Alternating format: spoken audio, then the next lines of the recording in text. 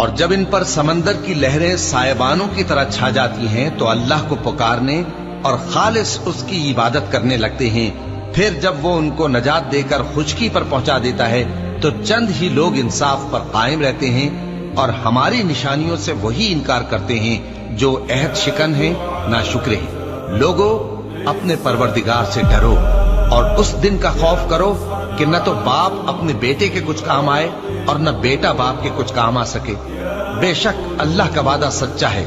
بس دنیا کی زندگی تم کو دھوکے میں نہ ڈال دے اور نہ وہ بڑا فریب دینے والا شیطان تمہیں اللہ کے بارے میں کسی طرح کا فریب دے.